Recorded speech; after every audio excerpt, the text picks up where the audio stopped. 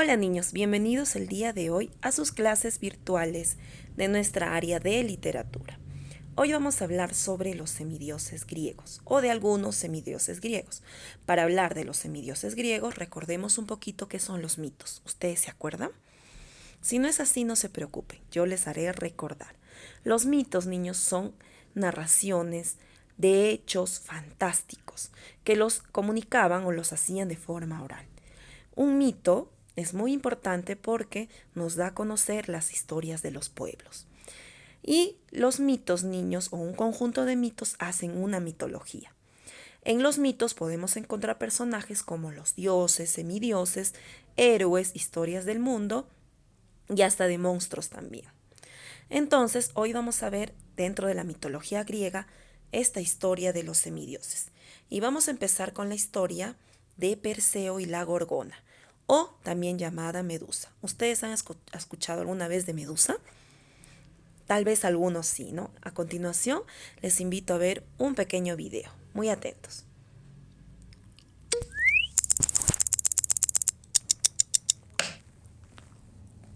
Seas o no fan de la mitología clásica, seguro que has oído hablar de ella. Bella y temible a partes iguales, Medusa es uno de los personajes mitológicos más icónicos de la antigua Grecia. Hija de Forcis y Ceto, dos deidades marinas, Medusa era una de las tres gorgonas. Sus dos hermanas, Esteno y Euríale, a diferencia de Medusa, eran unos monstruos horripilantes con alas de oro, garras de bronce y colmillos de jabalí. De acuerdo al mito, Medusa era una doncella de extraordinaria belleza que servía en el templo de la diosa Atenea como sacerdotisa. Tal era su hermosura que incluso llamó la atención de los dioses, principalmente de Poseidón, el cual ni corto ni perezoso decidió abusar de ella. La diosa Atenea, furiosa porque había mancillado su templo, castigó a Medusa transformándola en un horrible monstruo, tan espantoso que cualquiera que osara mirarla a los ojos quedaría transformado en piedra.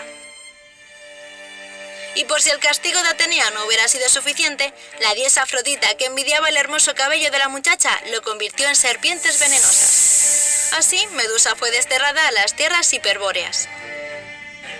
Como fruto del abuso que sufrió a manos del dios Poseidón, Medusa quedó embarazada.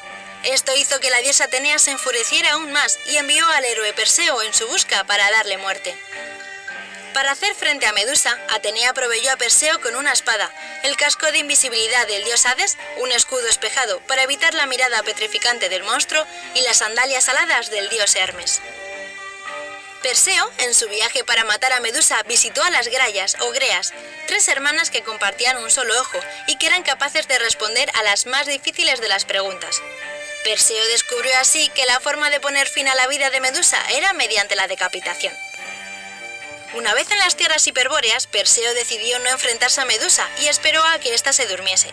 Con la ayuda del casco de invisibilidad del dios Hades y de las sandalias aladas de Hermes, Perseo logró acercarse lo suficiente a Medusa sin que ésta notara su presencia, y con su espada le cortó la cabeza. Del cuello de Medusa nacieron sus dos hijos, el caballo alado Pegaso y el gigante Crisaor. La sangre que fue derramada en la decapitación fue guardada por Atenea debido a sus capacidades. La sangre del lado izquierdo era un poderoso veneno. La del derecho contaba con grandes capacidades curativas e incluso podía resucitar a los muertos. Perseo regaló la cabeza de Medusa a Atenea, que la colocó en su escudo. Hay versiones de la historia que dicen que Perseo usó la cabeza de Medusa para convertir al rey Polidectes y a su corte en piedra, y así salvar a Andrómeda, su amada. También que usaron la cabeza para petrificar al gigante Atlas, el cual era el encargado de sujetar el cielo y la tierra. La presencia de Medusa en el arte es bien notable, y no solamente dentro del arte clásico, donde la cabeza con cabello de serpientes se puede encontrar esculpida en todo tipo de lugares. En el Renacimiento, Barroco, Modernismo. Algunas de las representaciones más conocidas son el busto de mármol de Bernini, las pinturas de Rubens y Caravaggio, o la escultura de Cellini, el triunfo de Perseo sobre Medusa. En la cultura popular, la figura de Medusa ha aparecido en varias obras, incluyendo videojuegos, películas, dibujos animados, libros o incluso como logotipo de la marca del diseñador Gianni Versace, que utiliza la cabeza de la gorgona para hacer alusión a la belleza y al arte como parte fundamental de sus diseños. El mito de Medusa es uno de los más poderosos de la antigüedad. Medusa es símbolo de poder y sabiduría femenina y representa perfectamente la opresión de la mujer sabia y fuerte. Nosotros nos hemos quedado de piedra con la historia de Medusa. ¿Y tú?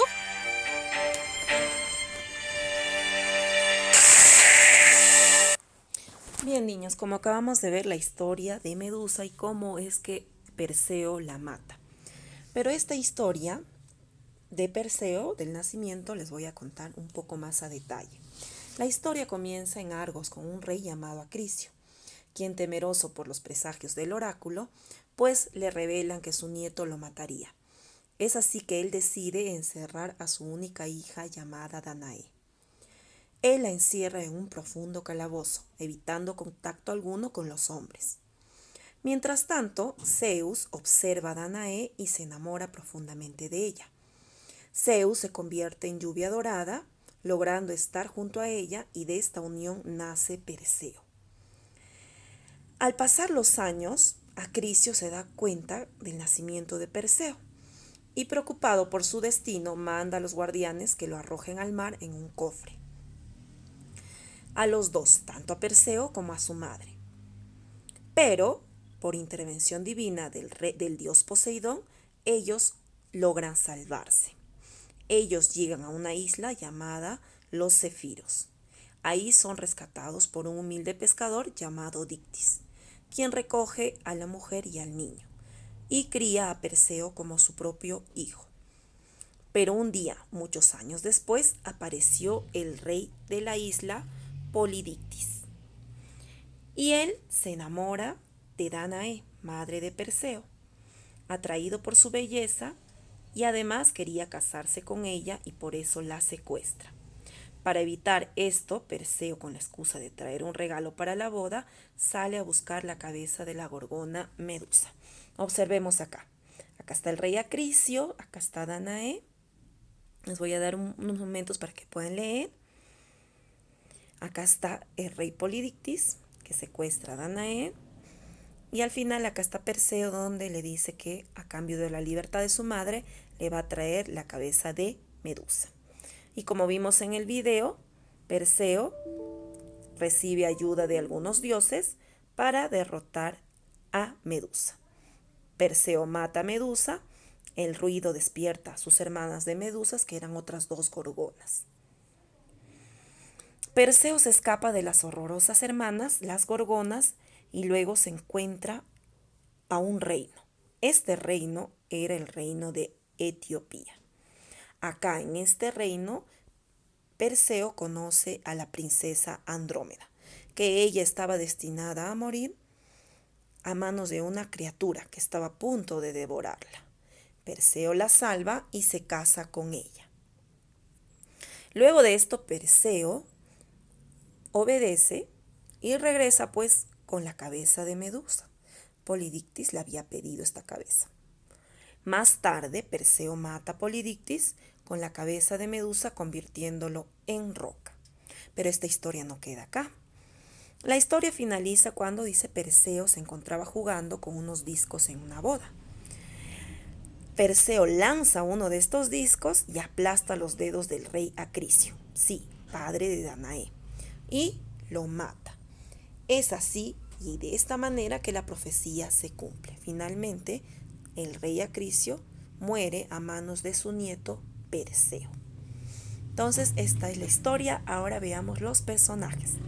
Dentro de los personajes, para hacerles recordar, está Perseo, que es el héroe semidios, hijo de Zeus y Danae, una mortal.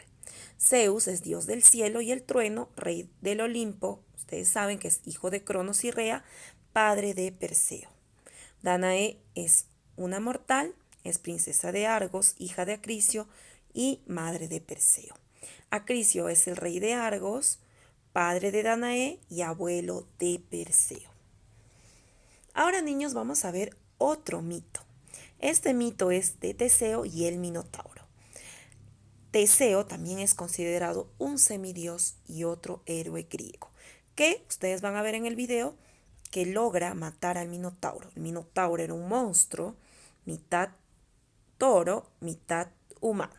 A continuación veamos la historia entonces de Teseo y el Minotauro.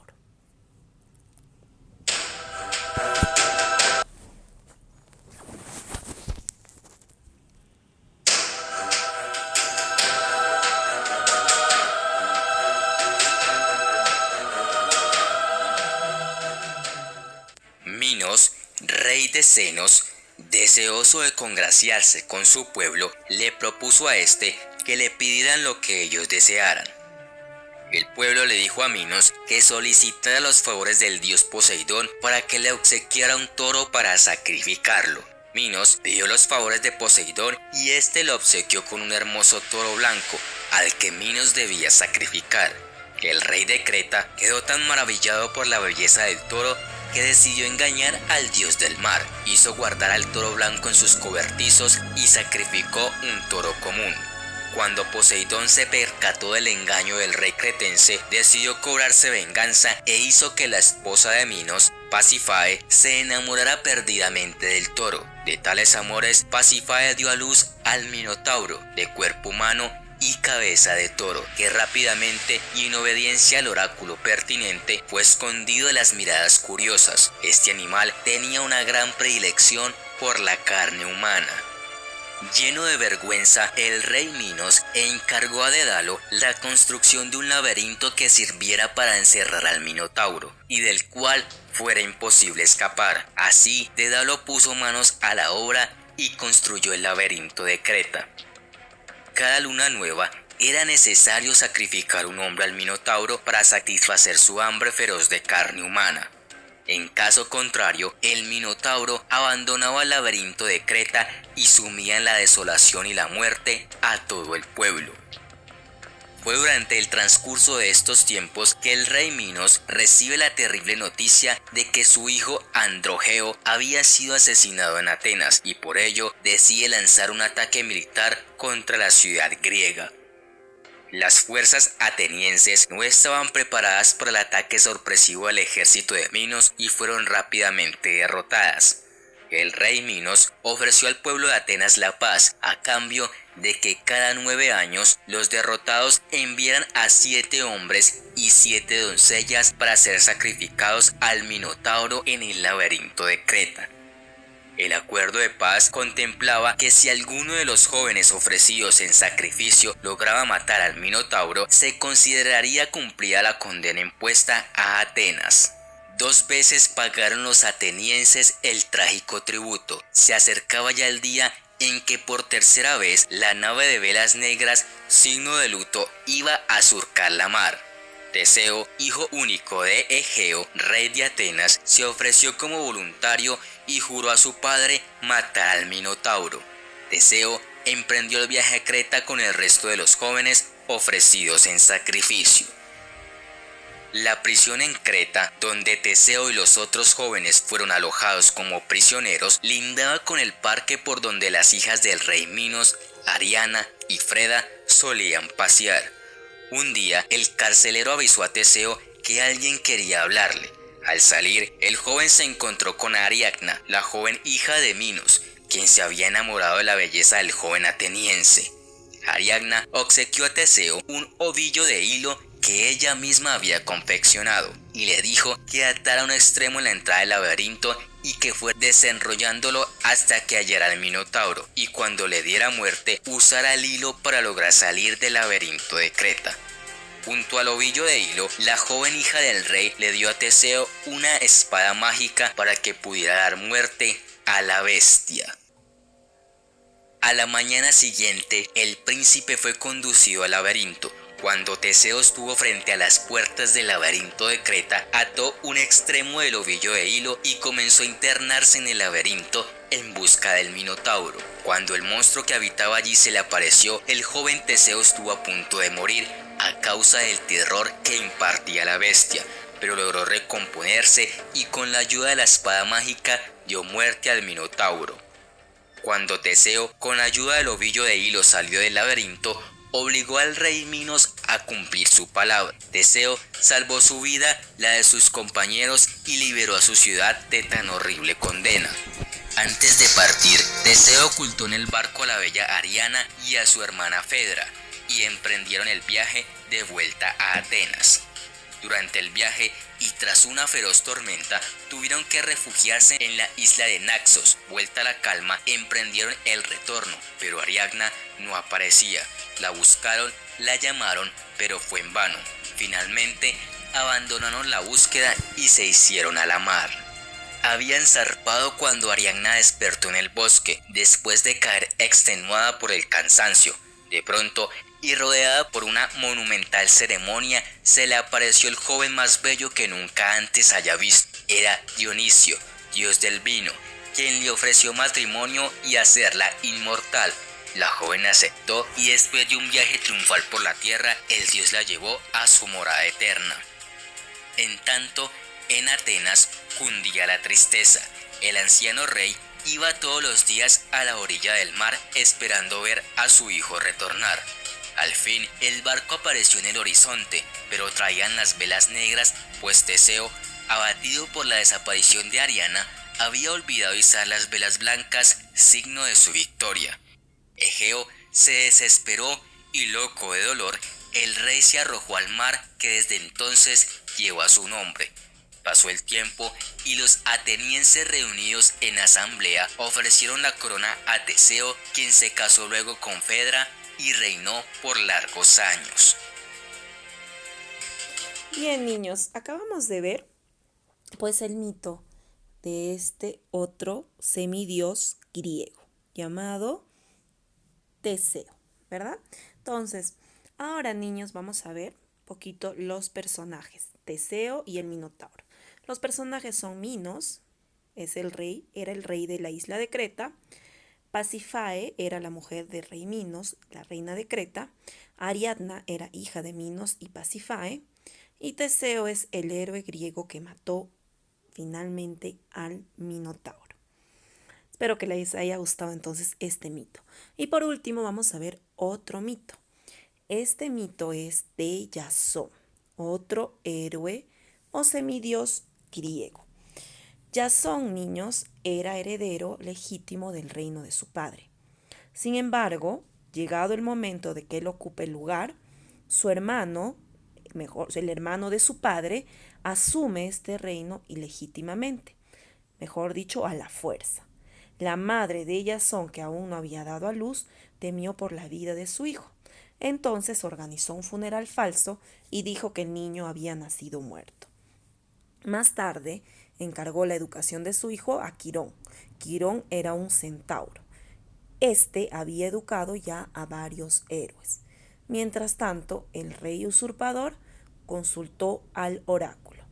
Y este oráculo le dijo, o le advirtió, que debía tener cuidado con un hombre al que le faltara una sandalia, pues pondría en peligro su poder. Pasaron 20 años, Jasón creció y quiso recuperar su reino, el reino que su padre le había dejado. Entonces estaba listo a volver a su tierra y reclamar su trono. En el camino al lugar se encontró con un caudaloso río y una anciana que no podía cruzarlo. Él la ayudó y al hacerlo, perdió una sandalia. Esa anciana no era más que la diosa Hera, que estaba disfrazada. Gracias a este gesto, ella decidió protegerlo de ahí en adelante. Luego, como les decía, Jasón regresa pues a su reino a pedirle a su tío que le devuelva, ¿no? Que él quiere ahora asumir el reino. Pero el rey observa que él no tenía una sandalia y se asusta. Entonces, engañándola a Jasón, le dice, yo te voy a dar tu reino, Jasón, pero tú primero tienes que traerme al vellocino de oro. ¿Y qué era el vellocino de oro? El vellocino de oro, niños, era como un cordero, como una oveja, que era de puro, su piel dice que era de puro oro. Entonces, a Jasón le dice, entrégame esto y yo te entregaré tu reino. Y es así que Jasón parte en búsqueda del vellocino de oro. Como les decía, este vellocino traería nuevamente a su reino a Jasón. Entonces, el viaje era largo y arduo. Afortunadamente, Jasón fue apoyado por los dioses. Él hizo construir a Argo, Argo era un constructor, un barco de madera. Y ahí en ese barco de madera, de un árbol muy sagrado que era de Zeus, lo pone una parte a este barco. Además, también dice que le ayuda a Atenea y Hera, porque como les decía, él tuvo ayuda de algunos dioses, ¿no? Entonces le ayuda que acompañándolo o poniendo en el barco a muchos héroes famosos, que él, incluyendo ahí, por ejemplo, estaba Hércules y otros héroes de la época. Entonces él, junto a ellos, los llama los argonautas y va en búsqueda del Bellocino. El Argo, porque así le puso el nombre al barco, con los argonautas zarpan a un lugar llamado Colchis. El Argo, mejor dicho el barco, hace varias paradas, durante todas las cuales se encontraron con muchos monstruos y fueron perseguidos incluso por muchas cosas muy malévolas, muy monstruosas. Después de esto, el Argo viaja lejos y finalmente llega a un desierto. El Argo sugiere que viajen a buscar la purificación y una vez allí se encuentra con una persona llamada Medea.